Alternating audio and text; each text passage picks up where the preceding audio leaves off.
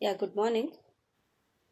In the previous class, we were discussing basic C data types, right? And we saw the checksum problem, data packet checksum problem with different versions, where you understood that you have to declare the local variables. Say loop control variable as an example we had taken. The local variables are to be declared as of integer type rather than short or character data type. You saw the reason why the local variables are to be declared as integer, not as character, yeah, short data type. The reason is once the ARM compiler compiles it, some additional instructions will be added, so which reduces the performance of the processor, right? That's the reason the local variables are to be declared as integer data type. Now, the same thing we are seeing with respect to the function arguments, right? That is, whenever you are passing through the calling function some arguments to the called function, the arguments are to be declared as of integer type, right? If you are declaring it as short type, what is the problem? We are going to see here. That is the same thing holds for function arguments, whatever we had seen for local variables. So instead of declaring the local variables as character a short type, we have to declare it as integer type. Reason it increases the performance and it reduces the code size. So consider a simple example here.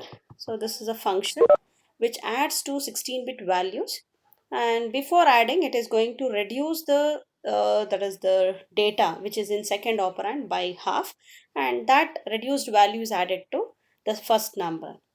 So two input numbers are taken where they are declared as of short data type. Short means it is half word. A and B are the variables for the which are formal arguments. The data type declared is of 16-bit, that is short, and the second operand value is reduced by half, and that value is added with the first operand. So this is one single line statement written within the function, return a plus b right shifted one time. So right shifting by one time means we are trying to reduce b by half, and then this data is to be added to a operand a.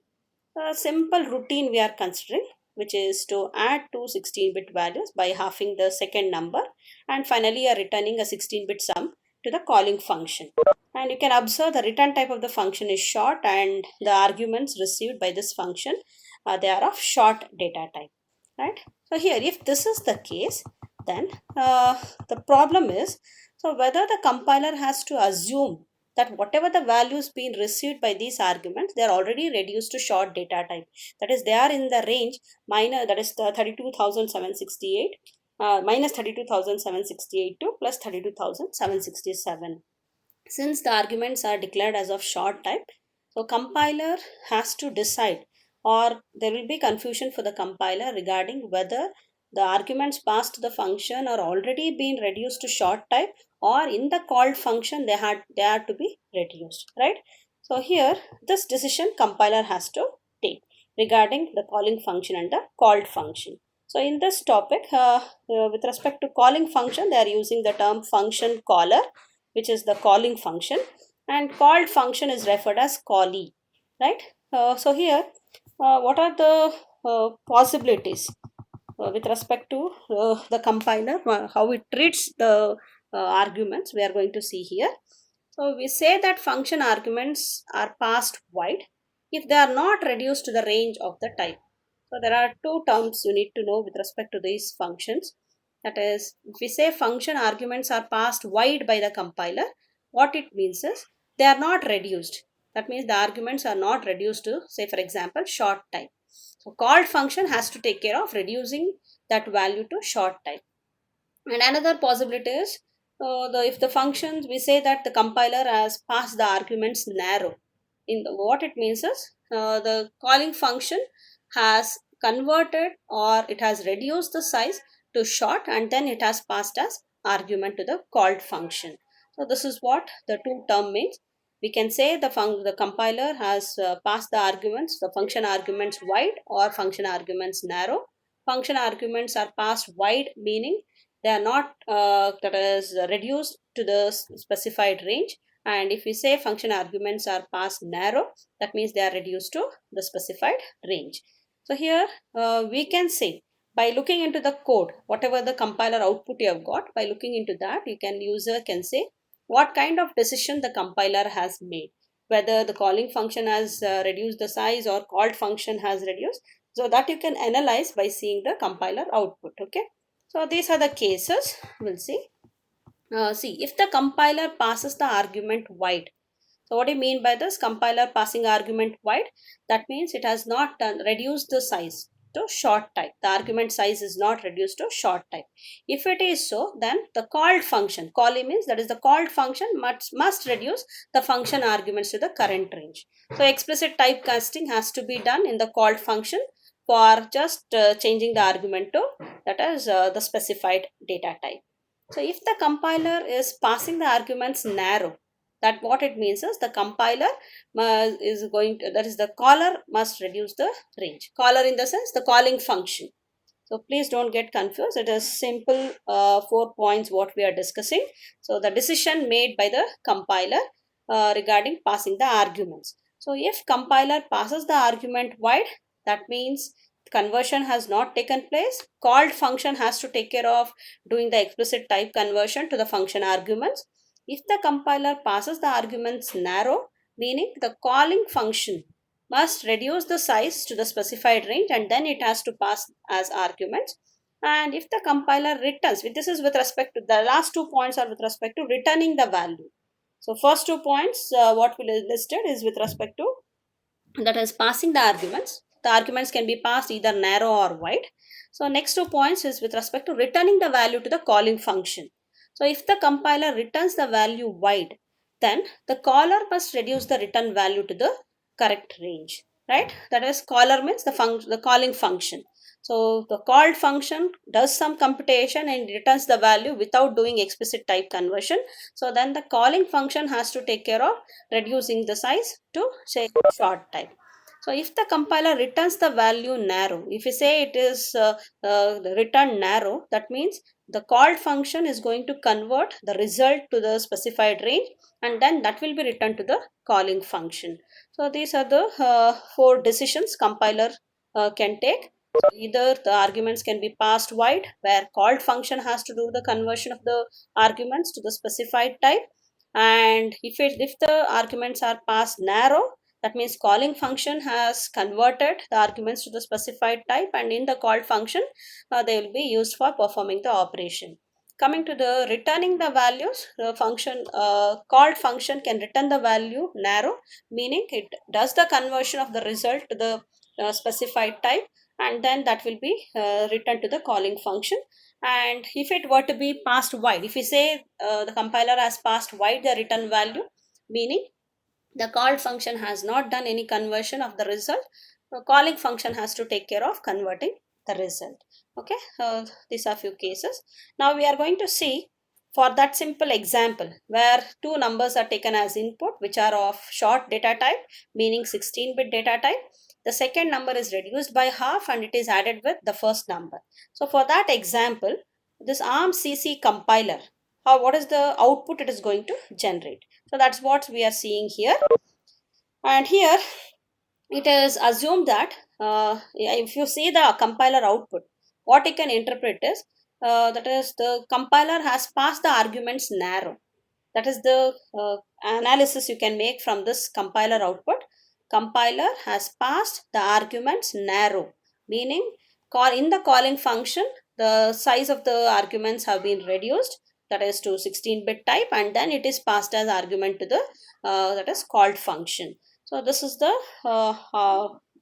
analysis you can make with respect to this compiler output, and this is the function and its corresponding compiler output, ARM-CC compiler output you are seeing on the right hand side in this rectangle. So see, the return type of the function is taken as short. Name of the function is add underscore v1.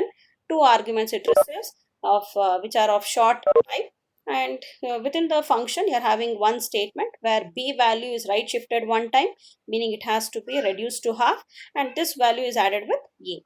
So this is the function that is considered as an example, and we are seeing the corresponding ARM-CC compiler output. And here you can observe, so first we need to we are assuming that the arguments are passed narrow. That means in the calling function itself conversion has taken place. And what is the operation performed here? First instruction within this, add R0, R0, R1, ASR hash 1. So that is arithmetic right shift. Since it is short type, so what is the data type considered? It is short type. Short type means it is signed 16-bit value. Signed. So we are using arithmetic right shift for dividing the second operand. So R0 contains A value here and R1 contains B value. We are taking the B value from R1 register and we are just right shifting it, that is arithmetic right shift by 1.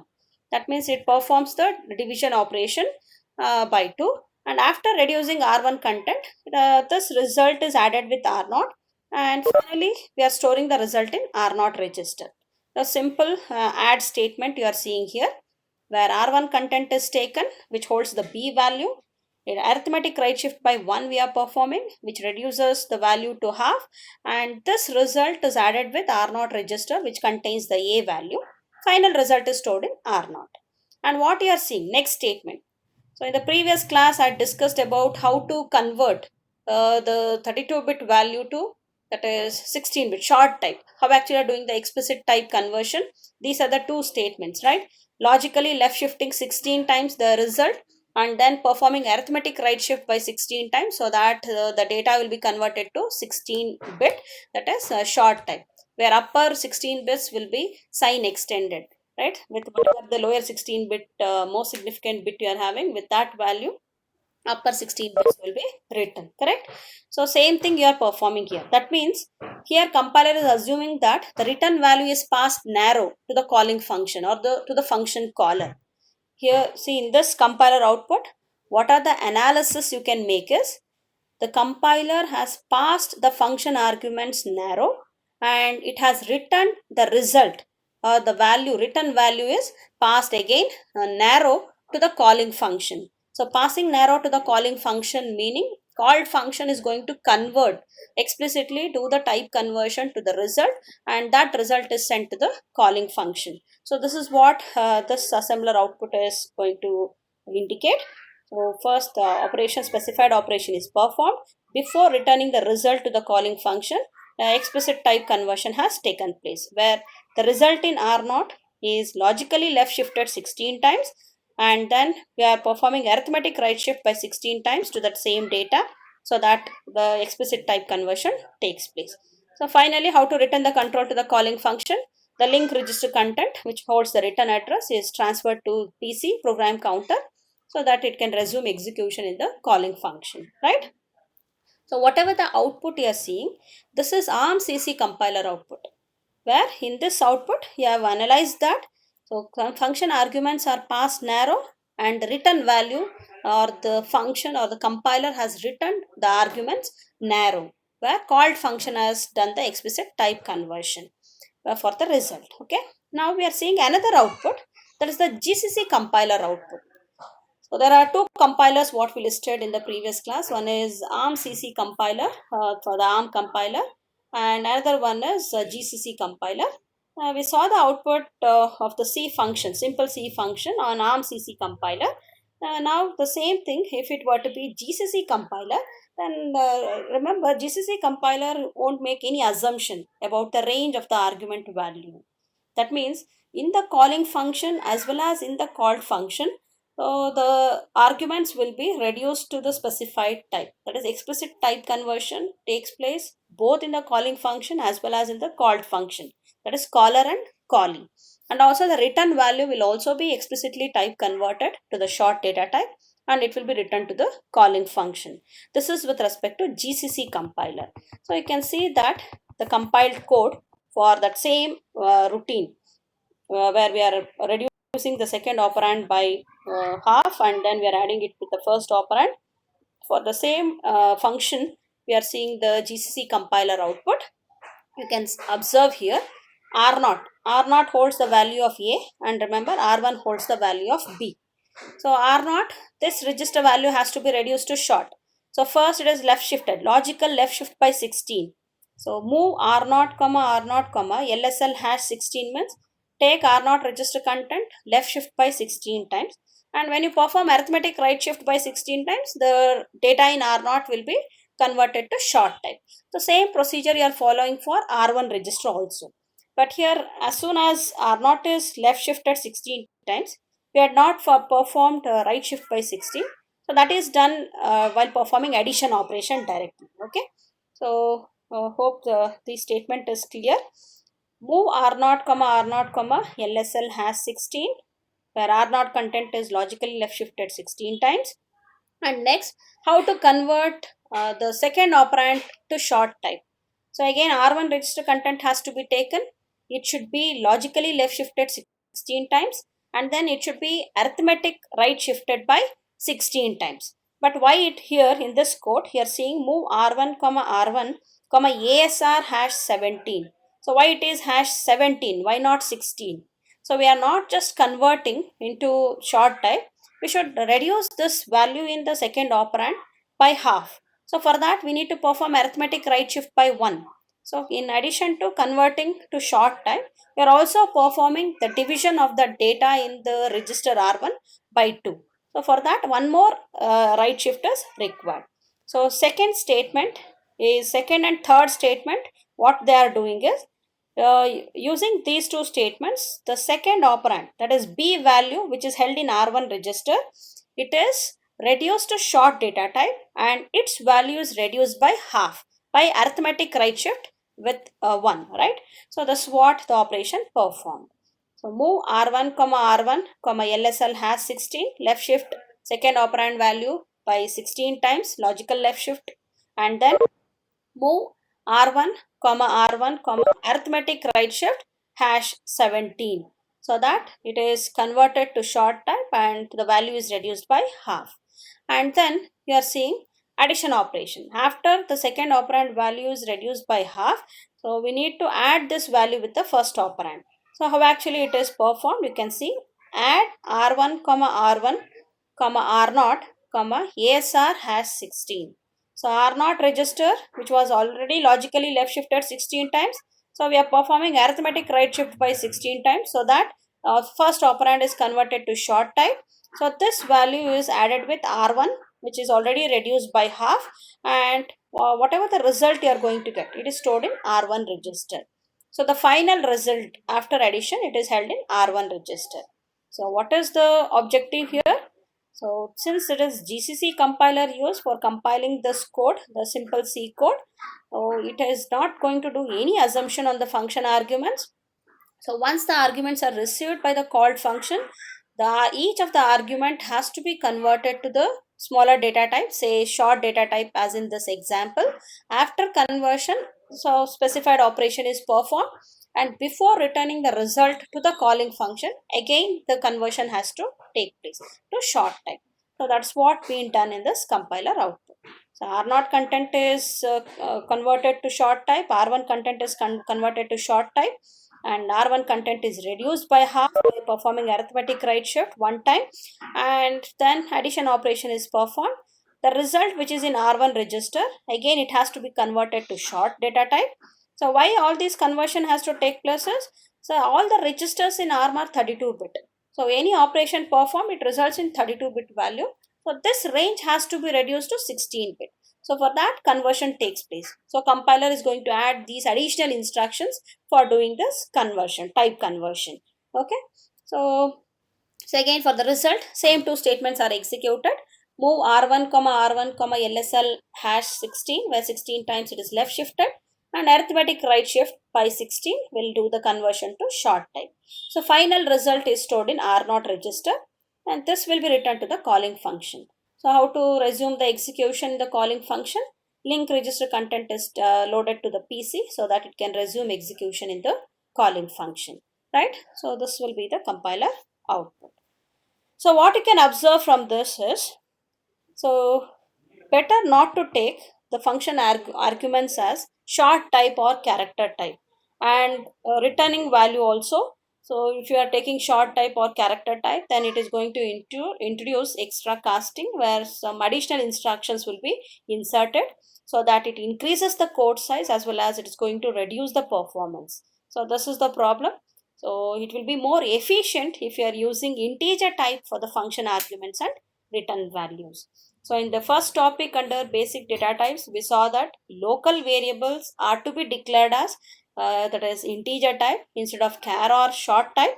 So with few example versions of that is the data packet checksum code we analyzed, and today what we saw is with respect to the function arguments. So passing function arguments which are of lower data type, character or short, it results in extra casting, which includes more instructions in the that is the compiler output whatever being generated, which increases the code size and it reduces the performance.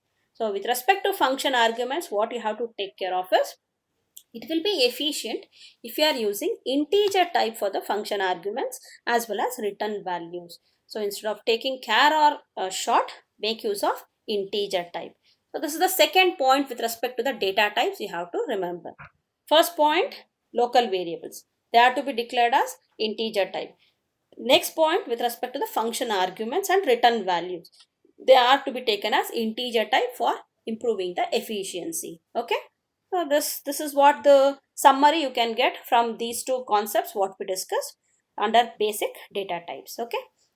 Coming to the next topic, that is under basic data types, one more topic, last topic to be discussed is signed versus unsigned types. So I told that you have to take integer type for improving the efficiency. So whether that integer is to be signed or unsigned. So that's what the decision we are trying to make here.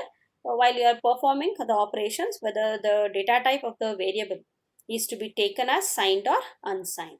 So if you are performing that is addition, multiplication or subtraction operations in your code, then it doesn't make any difference with respect to signed or unsigned. So either signed you can take or unsigned you can consider. But when it comes to the division operation, then there is difference between signed and unsigned operation. So here finally we'll come to the conclusion that whenever division operation is performed, better to take the variables as unsigned type so that it improves the performance. So that what we are going to analyze with this simple routine, right? So with respect to signed and unsigned type, specifically we are seeing division operation where we'll finally come to the conclusion that so whenever you are performing division operation, so better to take unsigned data type rather than signed data type, right? So we'll see the code and what the compiler output for that. Consider the following short example routine which averages two integers and the compiler output for the same. So this is the C routine. What are the arguments that are passed? It is int a comma int b. Two arguments, that is the two input numbers are passed as argument to this function. So remember, just observe the data type. It is integer data type. So integer data type means it is signed 32-bit, signed, not unsigned, right? Signed 32-bit value. And once the input is received, here in the single line statement you are finding in the routine that has return a plus b by 2. Adding those two input numbers and we are going to compute the average, right? Average of the two by dividing it by 2. So how this is how this division operation takes place and what is the compiler output we are seeing on the right hand side. And I'm stressing, so whenever you have taken what you have to observe is the operands what you have considered, they are of signed integer type. We came to the conclusion that once any function passes the argument to the called function, the argument should be of integer type. Now we are trying to decide that whether that integer data type should be of signed or unsigned type. So if you are taking signed or unsigned for performing any other arithmetic operation like addition, subtraction, multiplication, it doesn't make any difference on the compiler output. But if it were to be division operation, then signed and unsigned makes a difference. So if it were to be signed, then additional instruction will be appended, that is will be added in the compiler output. If it were to be unsigned, it will not happen. So simple logical right shift by one time will do the division operation and that value can be written to the calling function. So but here in case of signed division, one instruction is added. What is that? We'll see here. So first in this compiler output, in this second rectangle, you can try to analyze the code, whatever been written. Add R0, R0, R1. So what is the operation performed? R0 holds the A value and R1 holds the B value. These two are added and result is stored in R0 register. So to compute the average of the two numbers, first the numbers are to be added.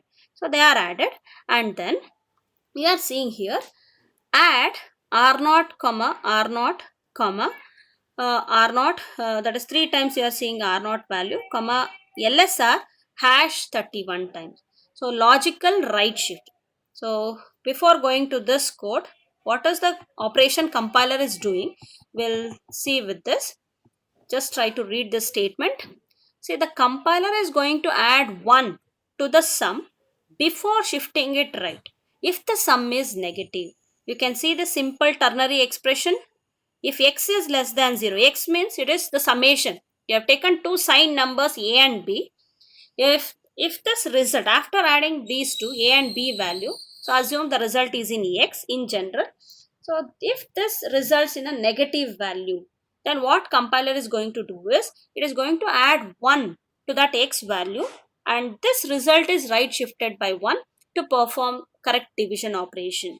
But if the result is positive after addition, then it is simply performing the right shift by 1 operation. So you can see as an example here, see, it must do this because x is signed. So in C, on an ARM target, a divide by 2 is not a right shift if x is negative. Say for example, minus 3 if you have taken. Assume you have performed the addition operation and it has resulted in minus 3. So when minus 3 is right shifted one time, so what is the result you will get? It will be minus 2. But this is not the correct result. So when actually you perform the division operation, minus 3 by 2, it has to result in minus 1. That means when you perform division operation, actually it rounds towards 0. But when you perform arithmetic right shift, if the result were to be negative, then it is rounding towards infinity, that is minus infinity. As in this example, you can see, so minus 3 right shifted one time, it has resulted in minus 2. This is tending towards minus infinity. But what is expected is it has to tend towards 0. So to do this correction, compiler what it does is, after performing addition operation, if it is resulting in a negative value, then it adds first 1 to that result, and then that result will be right shifted one time. So if it is a positive result, then it will simply right shift the result one time, right? So that is what is done here. You can see in this compiler output. After adding the two numbers, see this additional instruction, add r naught comma r naught comma r naught comma lsl hash 31. So r naught register content is taken. R naught is the source here which holds the summation, and that is logically right shifted 31 times. So if it is resulted in a negative result, then what will be the sign bit? Sign bit will be 1. You know that. And if it is right shifted, it is not arithmetic right shift, it is logical right shift. So that means each time you perform a right shift operation, at the MSB 0 will be inserted. So 31 times if you right shift the result, then whatever the MSB bit you are having, the sign bit, that will be appearing at the least significant bit position. That means if you have got the result as negative, after just right shifting the result 31 times, what it results in is 1, value 1. So that is 1 is added to the R0 register content which holds the result, and the final result is stored in R0. So this operation, the second instruction in the compiler output, tells that if the result is negative, 1 gets added to the result. If result is positive, then 0 will be added to the result. So how it is 0? Positive results in the MSB value as 0. When you perform logical right shift 31 times, then it results in a value 0. The sign bit appears at the MSB which is 0. That is, the entire 32-bit result will be 0. 0 gets added to the result, and final result is stored in R0 register. So whatever the code you are seeing, it is with respect to signed numbers. We are having the function arguments as of signed type. Okay. So this is the additional operation or additional instruction compiler has generated. So what it does is, after performing addition, it has right shifted, logically right shifted 31 times the result, so that you'll get either 1 or 0 as the result, and that result is added to the previous summation result, and final result is stored in R0 register. And now after either adding or not adding 1 to the result, right shift, arithmetic right shift by 1 is performed. So why arithmetic right shift? Since we are dealing with signed numbers. So here, after performing arithmetic right shift, the result is stored in R0 register.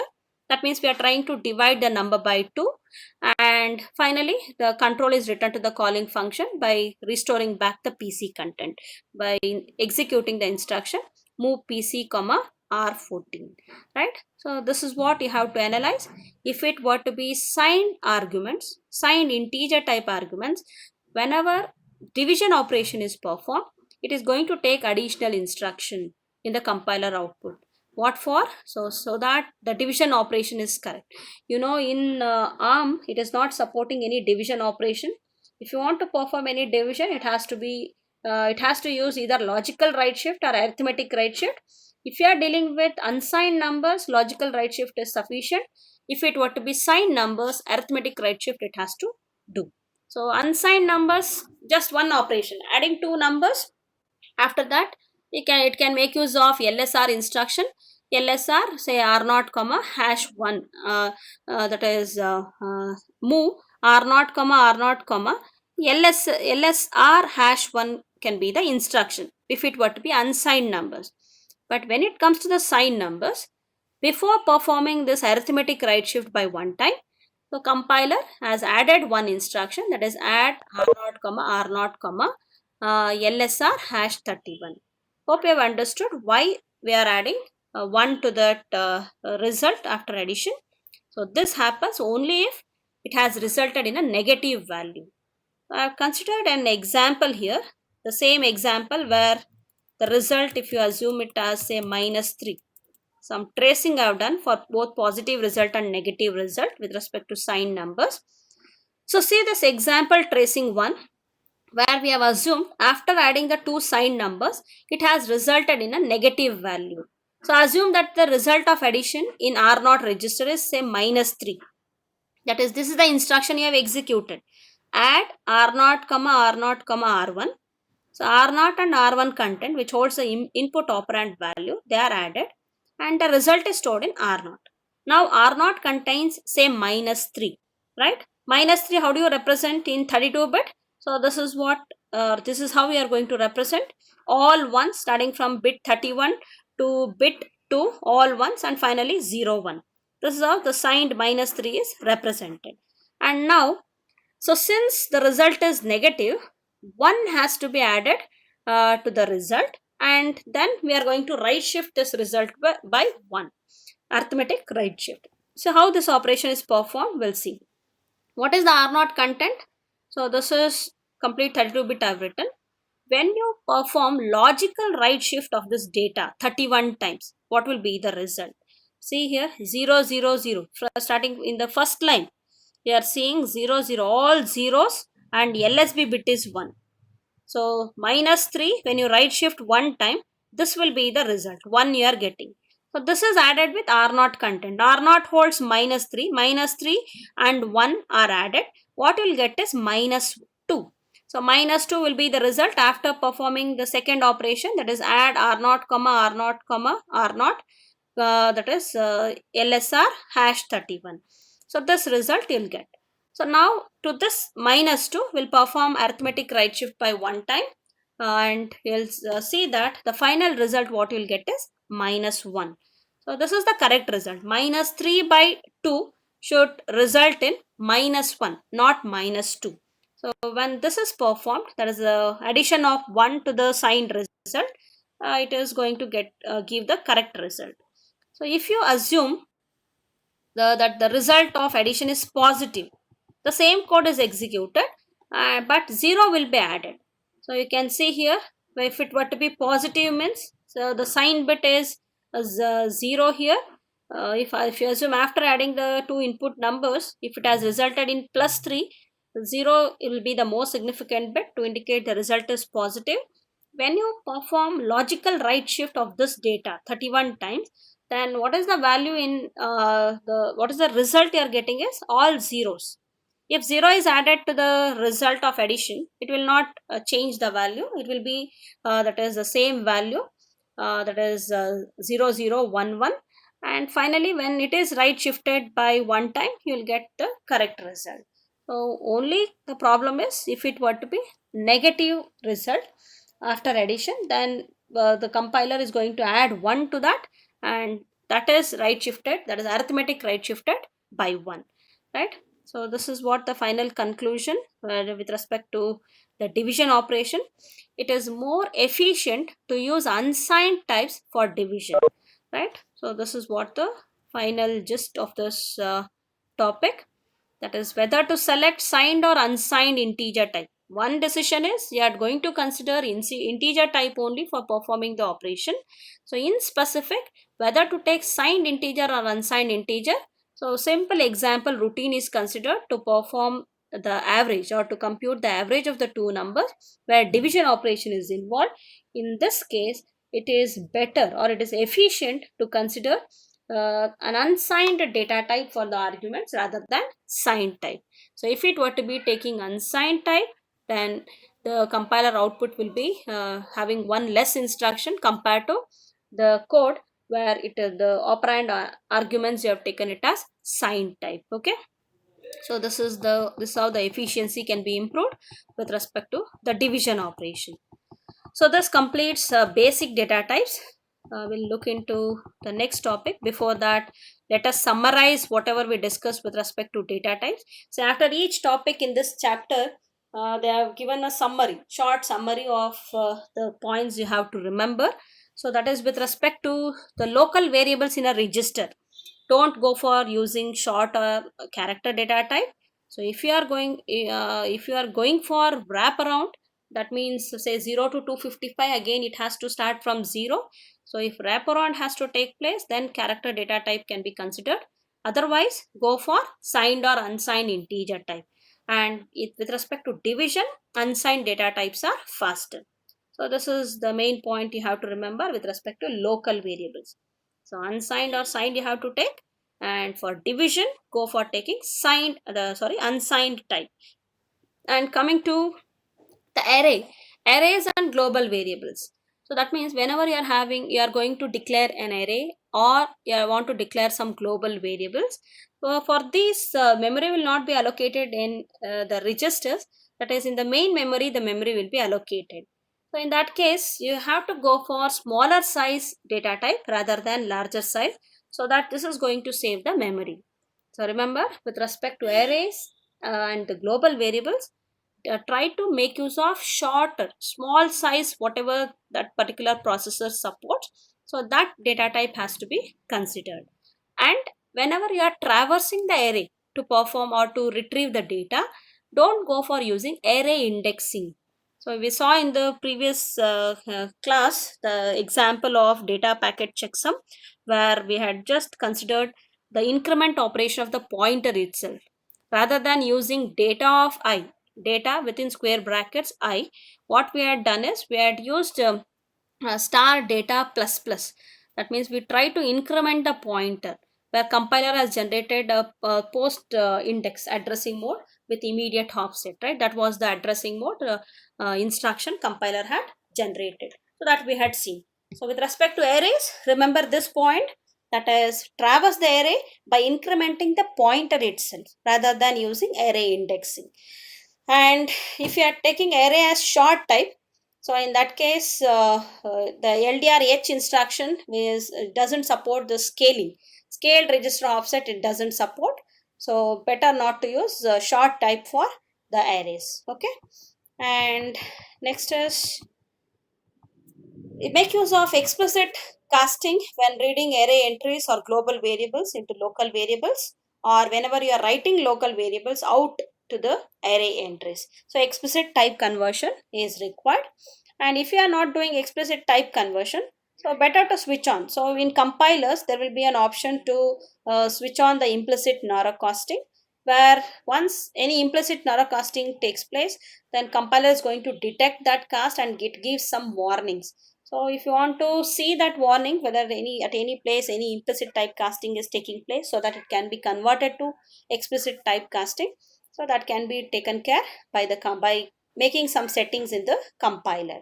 So, and one more thing, in the expressions, try to avoid using the typecasting, so that since any whenever you are having this explicit typecastings, then in that case it is going to take extra cycles.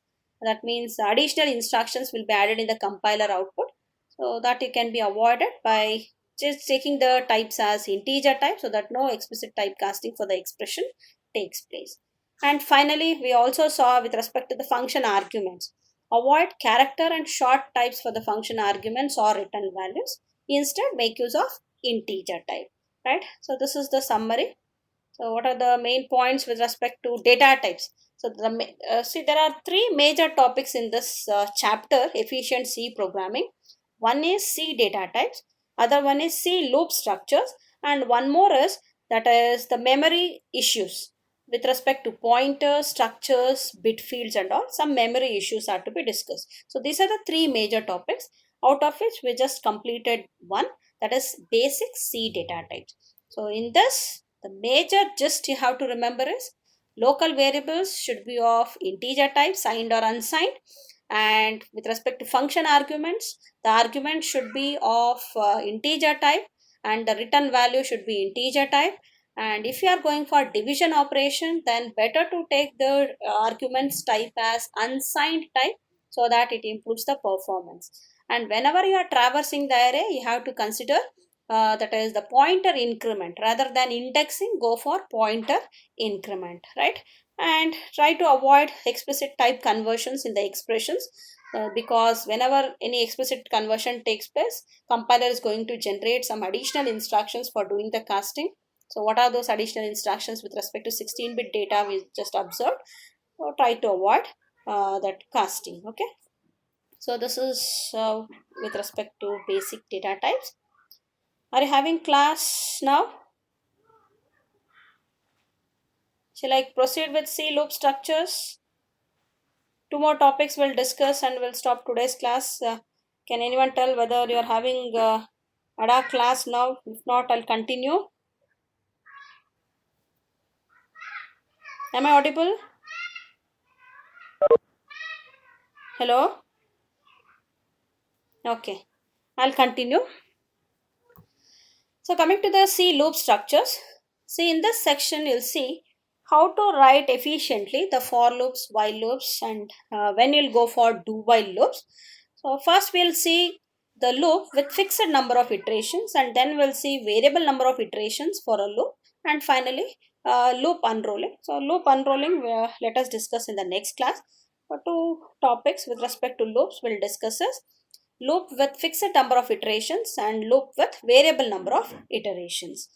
And we'll consider the same checksum problem, and we'll see whenever you are writing this increment loop, what is the compiler output it is going to generate, and what is the problem if it were to be increment loop is used in your C code, right?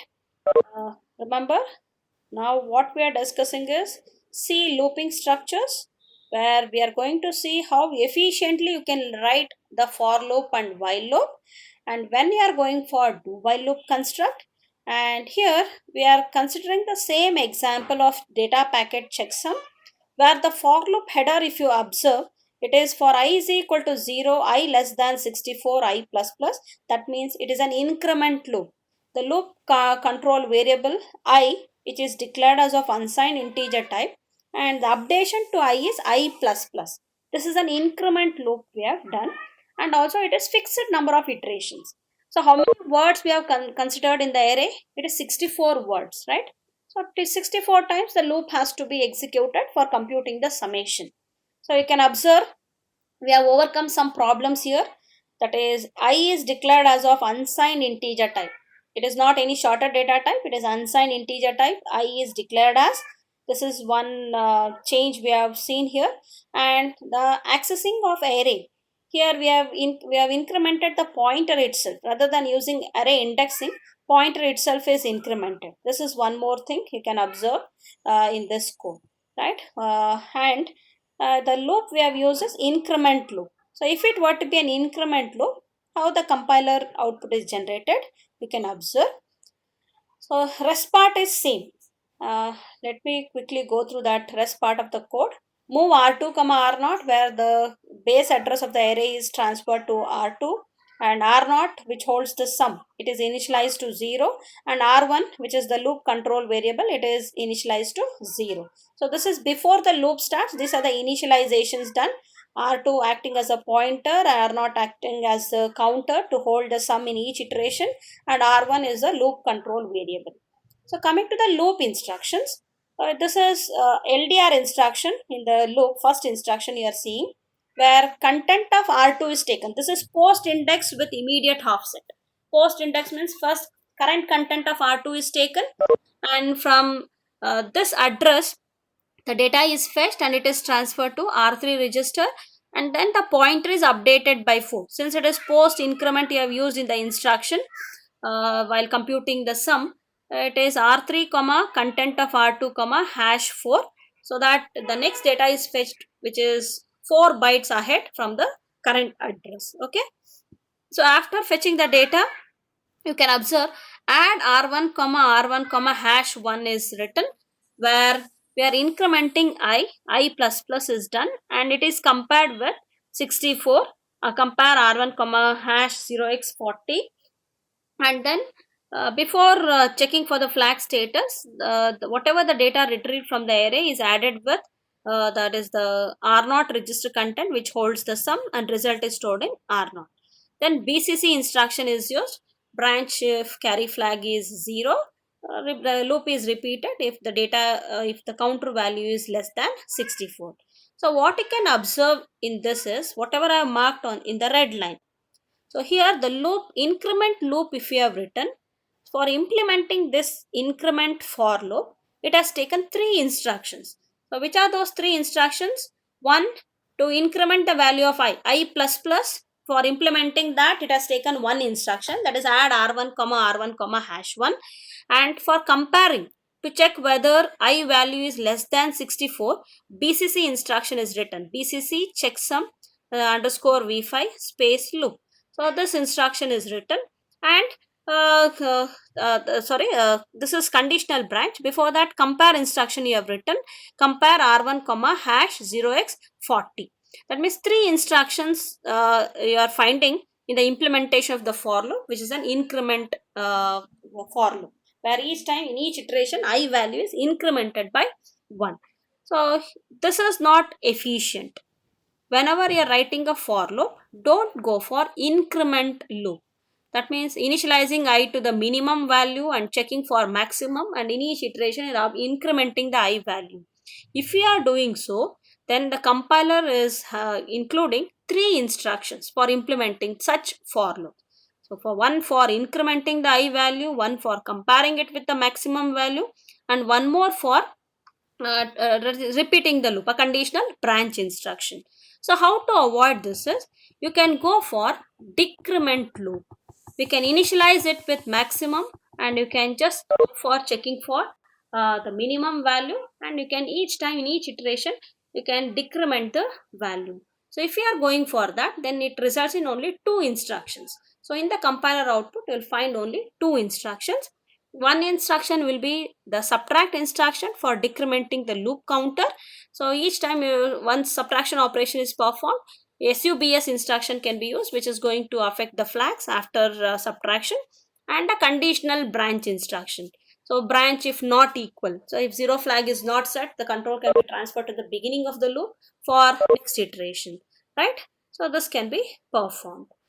So here you can see in this loop counter, what is the main point is, the loop counter should count down to 0. So rather than counting up, the loop counter should be taken as a down counter, so that it counts to 0 and it results in only 2 instructions. So if it were to be up counter, we have observed 3 instructions the compiler output was generating for implementing the for loop, and here what you are seeing is just 2 instructions. So see in this example, we are rewriting the same C code, C routine, which was up counting to down count here. For I is equal to 64, I not equal to 0, I minus minus.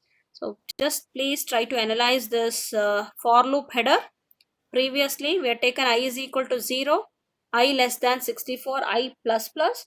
Now to improve the efficiency with respect to the for loops, instead of taking up counter, we have just taken, or we have switched to decrementing the loop by initializing I to 64 and I not equal to 0, I minus minus, same statements within the loop. And now you can see what is the compiler output it has generated. Initialization remains the same. R2 initialized with the base address of the array, R0 initialized with 0, and R1, which is the loop control variable, it is initialized with 64. Since this is what the initialization in the for loop we have written, for I is equal to 64, I is initialized to 64. And now LDR instruction, you can observe here, same code, LDR R3 comma content of R2 comma hash 4, where from the current address held in R2 data is fetched and it is transferred to R3 register, and the pointer is updated by 4. So after that, subtraction instruction, since I minus minus is the updation to the counter you have done, SUBS instruction compiler has generated SUBS R1 comma R1 comma hash 1, where R1 content is subtracted by 1 and the data that is fetched from the array is added, and BNE instruction is executed. BNE, that is branch if not equal. If zero flag status is 0 after subtraction, then control is transferred to the beginning of the loop for next iteration. So you can observe, compared to the previous code, that is version 5 of the checksum, here in version 6 what we are discussing, the loop implementation has taken only two statements, that is assembly statement, compared to the previous one which was taking three statements. That is one to increment the loop control variable, other for comparing, and one more for conditional branching. So three instructions it was taking, but here it is taking only two instructions, one to subtract the counter variable by one, other one for testing the condition for branching. So this is how we can improve the efficiency with respect to the for loop. We can go for decrement loop rather than increment loop. So we can see now this checksum example what we are discussing, it is having only 4 instructions per loop. So for each time the loop is executed, only 4 instructions are getting executed. But if you recall, compare the same with the first version of the checksum what we discussed and the third version. First version was taking 6 instructions. The loop instructions were totally 6, and the third version what we discussed, it was taking 8 instructions as compared to those versions. So this sixth version what we have read, we are seeing, it is having only 4 instructions. See, these are the 4 instructions you are seeing: LDR R3 comma content of R2 comma hash 4, SUBS R1 comma R1 comma hash 1, add R0 comma R3 comma R0, and then BNE checksum underscore V6 space loop. So these are the 4 instructions that are executed. So this is how we can improve the performance. Okay.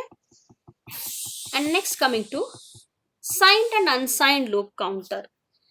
That is whether to take loop counter data type as signed type or unsigned type. To make this decision, this concept is discussed. So with respect to loops, we discussed one concept where we considered an example with fixed number of iterations, and we saw that loop counter, instead of taking increment loop, you can go for decrement loop, so that it improves the efficiency in the compiler output. And now what we are seeing is with respect to the loop counter data type, whether it is to be signed integer type or unsigned integer type. So if you are taking an unsigned integer data type for the loop counter, then the test condition, it can be either I not equal to 0 or I greater than 0. So we have already came to the conclusion that it has to be decrement loop, where I has to be initialized with the maximum value. Then we are checking for minimum, and then we are decrementing the counter variable value. So this is the loop header we are writing. So the test condition we are talking here, whether to consider it as I not equal to 0 or I greater than 0. So if it were to be unsigned loop counter, both conditions are fine, the test conditions. Either you can give I not equal to 0 or I greater than 0. Since it is unsigned value for I, the loop will terminate at some point. That is no issues with unsigned loop counter. But when it comes to the that is signed type, yeah. Hello. So when it comes to the signed loop counter, if you try to use the test condition as I greater than 0, then there is some problem.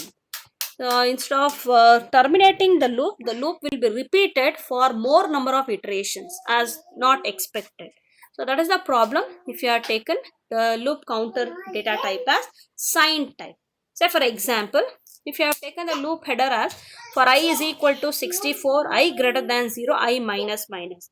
So this is just an example for loop header I have written, where we have declared, assume we have declared I as of signed type, signed integer type, and the test condition is I greater than 0. If it is so, this will be the compiler output it is going to generate for this for loop header.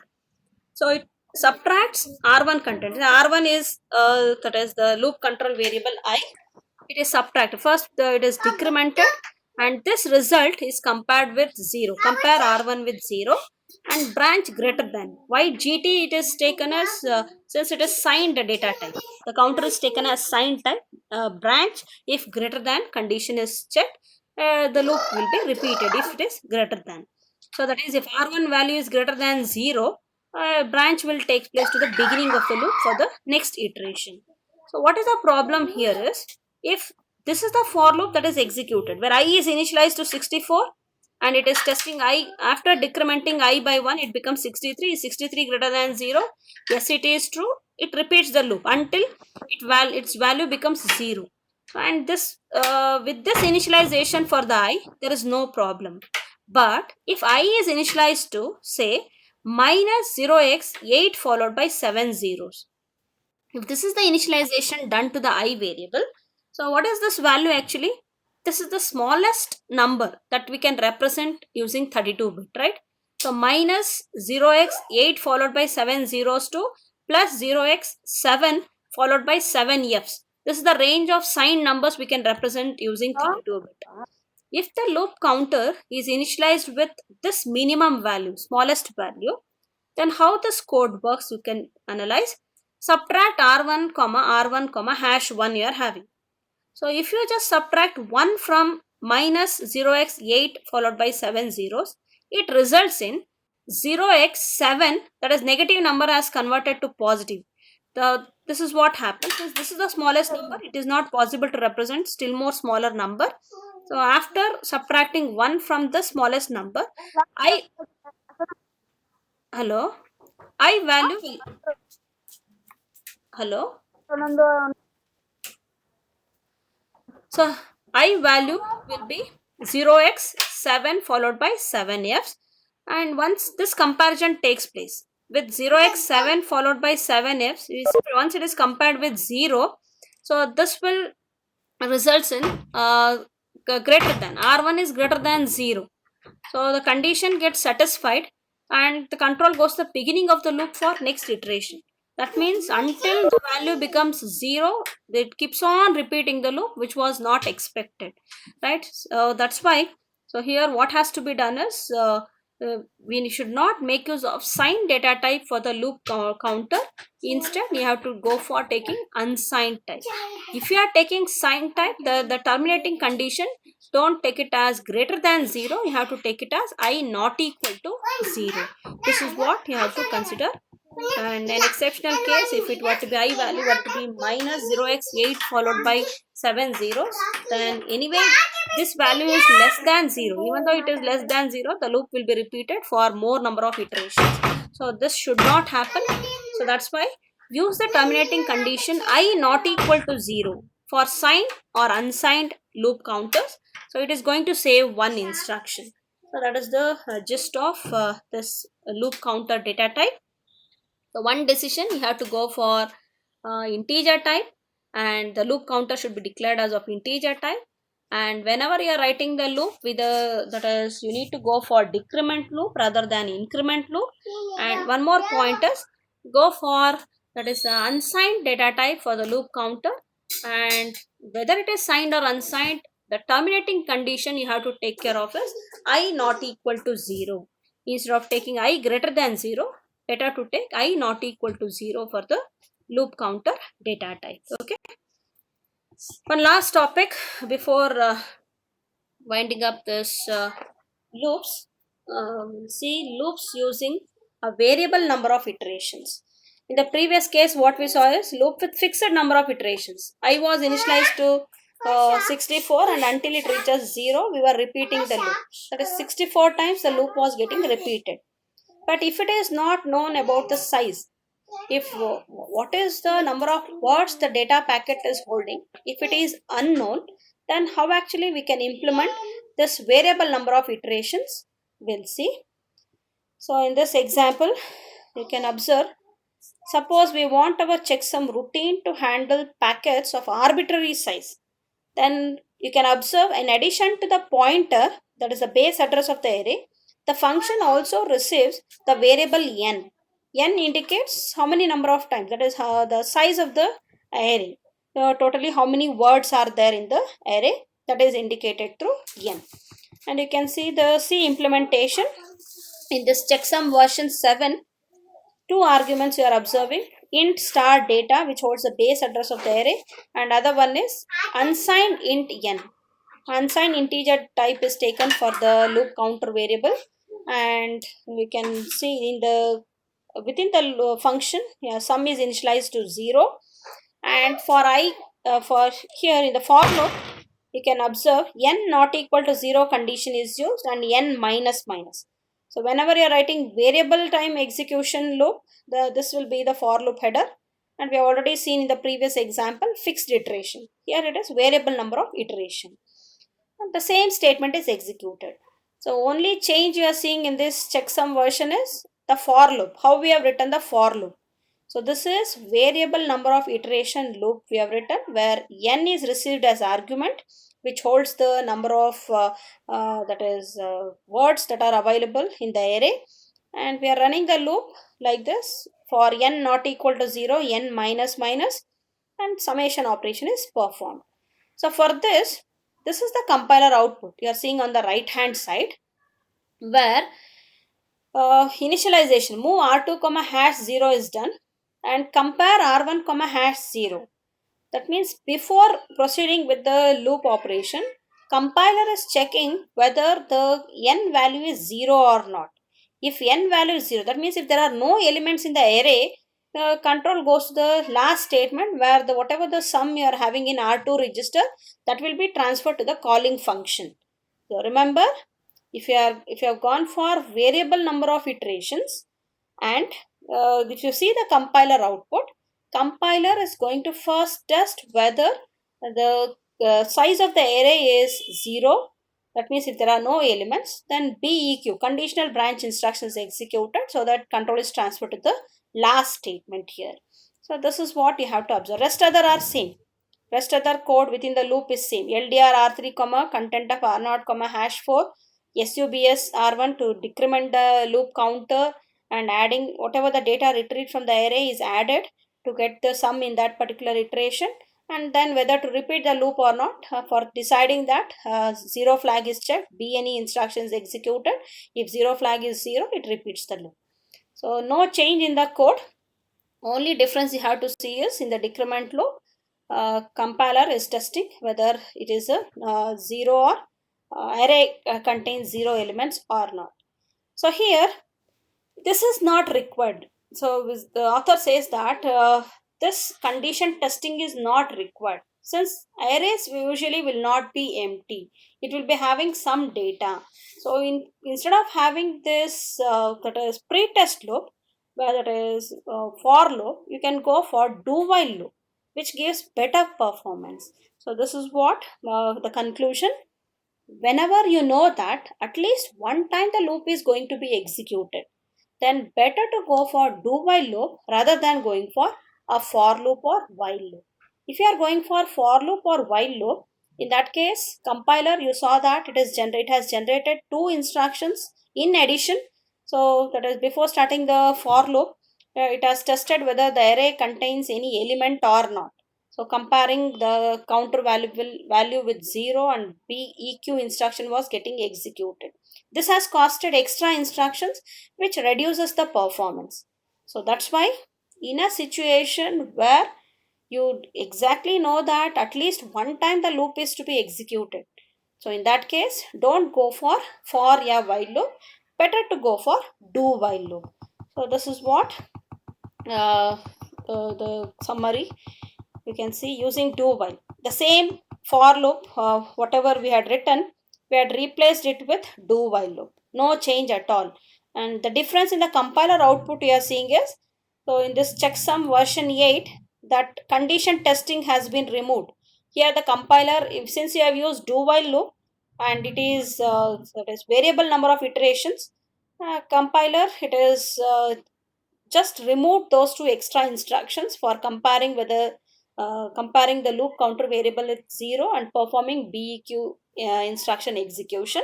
So these two have been avoided. So what is the reason it has avoided? Since we have used do while loop, since we know that in the array there will not be any zero elements, at least one element will be there in the array. So better to go for implementing using do while loop. So this is what done. So do, we have written do. Within this do, we are having this summation expression, sum plus is equal to star of data plus plus, and while, within the while, the condition written is minus minus n not equal to 0. That is, n value is decremented, and if results in non-zero value, that is, if n value is still not equal to 0, the loop gets repeated. So same for loop, it is replaced with do while, and no change in the loop instructions.